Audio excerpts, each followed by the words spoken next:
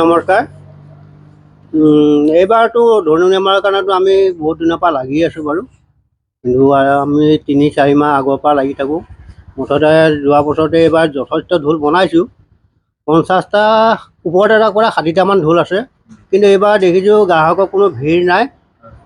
আৰু কৰ্মশালা আমাৰ যিটো কৰ্মশালা হ'ব লাগিছিল, যোৱা বছৰ যিটো হৈছিল এইবাৰ তেনেকুৱা নাই।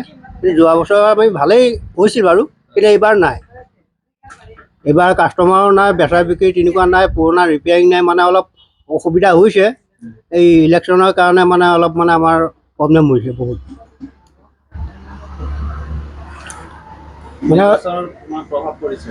নিৰ্বাচনৰ কাৰণে আমাৰ প্ৰভাৱ পৰিছে বাৰু, বহুতেই পৰিছে এইবাৰ, মানে যথেষ্ট পৰিছে। মানে এনেকুৱা আমাৰ মানে এনেকুৱা হ'ব নালাগিছিল। আশা কৰিছিলোঁ আমি ভাল হ'ব বুলি, কিন্তু এনেকুৱা সময়ত মানে নিৰ্বাচনটো পেলাইছে, মানে আমাৰ এতিয়া চলাটো অলপ প্ৰব্লেম হৈ গৈছে। বস্তু বাহানিটো বাঢ়িয়ে আছে বাৰু, যোৱা বছৰতকৈ এইবছৰ অলপ বেছি বাঢ়িছে। ঢোলটো যোৱা বছৰ 8,000, 8,500কৈ বেচিছিলে। এইবছৰ মোটামুটি 10,000, 10,500, 9,000 এনেকুৱা আছে। লাষ্টত পৰা 500 টকালৈকে আছে, একদম বেবী ঢোল সৰু সৰু 500 টকা, আৰু 7,500 টকা আছে, 8,000 আছে, 8,500, 9,000, 10,000লৈকে ঢোল আছে। দামী ঢোলবিলাক 10,500 টকা। মই 2000 চনৰ পৰা ইয়াতে বৰ্তমান চলি আছোঁ। এইটো হেৰিয়তে আমি ক্ষেত্ৰতে চলি আছোঁ। এইটো দ্বাৰাতে পৰিয়াল পোহোৱা আমি চব হেৰিয়তে আমাৰ এইটোৱে চলি থাকে।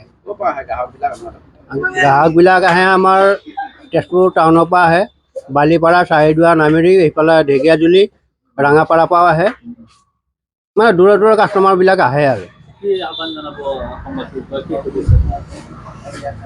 সৌপইচা এইটোৱে মানে আমি জনাম বুলি বিচাৰিছিলোঁ, কিন্তু চৰকাৰে যদি কিবা এটা কৰি দিয়া হ'লে আমাৰো অলপ সুবিধা হয়।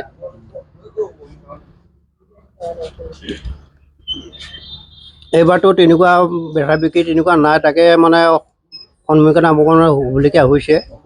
অসুবিধা বহুত হৈছে, তাকে চৰকাৰৰ কাৰণে কি জনাম আৰু। ঠিক আছে।